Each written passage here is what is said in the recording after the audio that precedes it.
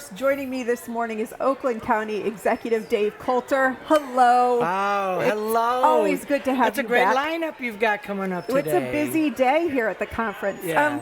Let's talk. I was talking about some national voices. Let's talk about the national economy, from inflation to interest rates to slowing growth. What are the biggest economic headwinds facing Oakland County right now? You know, we hear about affordability all the Yeah. time. It is true in so many segments, right? Whether it's food or gas or medical care, automobiles. And I don't think we've seen the full brunt of that because the auto industry, the auto companies themselves have absorbed a lot of that, but that's going to get worse too. And so those headwinds in particular, I hear that from people all the time. Mm-hmm. And the tariffs caused a lot of that, but then they got pulled back, but they haven't all been paid for. So there's just, there's a lot of economic uncertainty, not only with the companies in Oakland County, but with residents. And so they're all just kind of pulling back on spending a little bit. So what are you watching for? What are you looking at?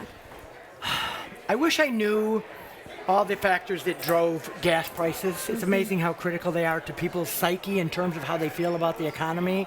So the war and that sort of thing is going to play into that. If we can get this war over in the next 60 days, like the president has said, that would go a long way. What I look at is, you know, I talk to our CEOs and our business leaders. Are you hiring? And hiring is still pretty good, but part of the challenge, and this is a challenge for all of Michigan, we don't have the skilled people that we need. So we have to get our residents the skills they need to get the jobs of tomorrow. Most of our companies would grow more if they had the talent and the experience that they need. And that's why we launched Oakland 80 in Oakland County. We're trying to get 80% of our adult population to have some kind of degree or certification beyond high school. I think it's critically important for their future, their wages, and also for our businesses to succeed. How are you going to get there? What's the plan? We're doing, I'm glad you asked. We're in our fourth year. We started at 60%. Our goal is 80%. We just hit 70%. So we do a number of things. We offer direct counseling and training to college and high school kids to give them the support services they need. We do scholarships. So, for instance, if your car breaks down, so now you're going to drop out of school, we don't want you to drop out of school. So we might help with that. We have Oakland County navigators that help work directly, one-on-one with students. Because you know what? Young people need different kinds of support than when I was in college. You know, one little thing could kick them off their path to success. So we offer those navigators and counselors to help them stay on track. You know, this year's conference is a quest for common ground. You've pointed to the Pontiac redevelopment effort as an example of this sort of in action. Tell me about the project.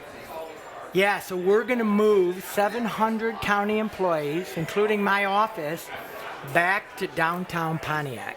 Our campus is in Pontiac, well, some of it's in Waterford, including my current office, but Pontiac is our county seat, and we used to be downtown. And over the years, there's been a lot of disinvestment in our county seat, both from industry and the county and all sorts of folks. So we partnered with the state to get some of the financing. We partnered with the city to do something that they could be proud of.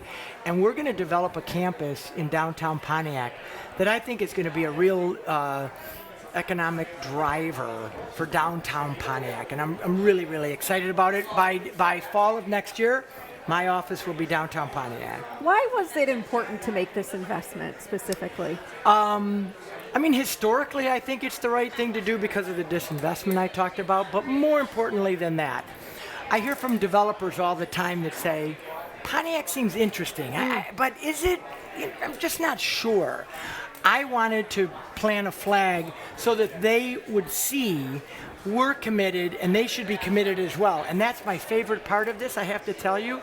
Since we made our announcement about a year and a half ago, $500 million in private investment has now been announced in the pipeline or is currently underway in Pontiac. So it has sort of incentivized or encouraged other folks to invest in Pontiac as well. What could that mean for the city?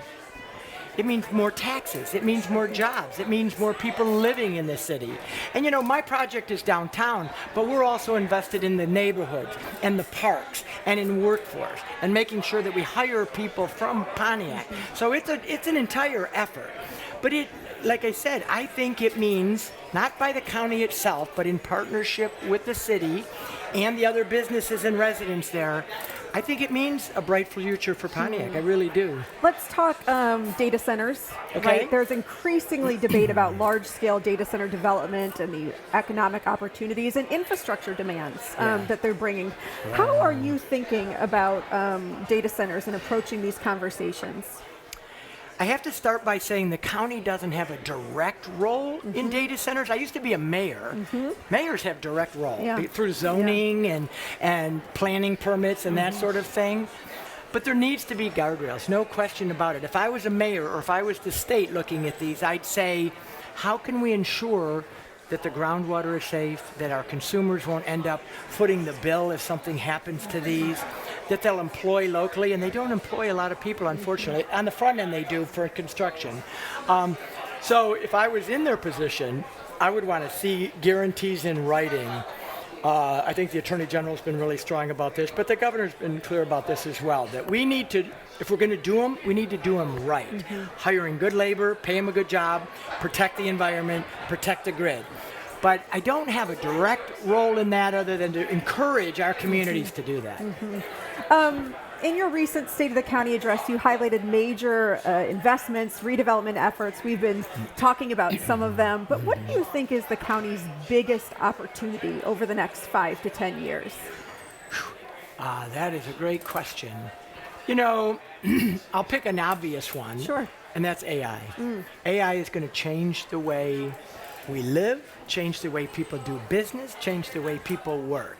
And I had the opportunity to go to Dubai and Abu Dhabi last year to talk to some of their AI executives and hoping to lure them to Oakland County, frankly, and bring jobs to Oakland County. It was clear to me that they're so far ahead of where we're at. We have to catch up to that. If we're gonna compete, and you know, data centers is part of that. If we're gonna compete in this AI world, we have to help our businesses figure out how to be competitive in that landscape. And it's different. It's not that we can't compete and win. We're Michigan, we put the world on wheels. We're very innovative when we want to be. But this is a challenge. It's not coming, it's here. And in some parts of the world, much more advanced than we are. And we need to catch up. Dave Coulter, always a pleasure to talk with you. Yeah, thank you very much.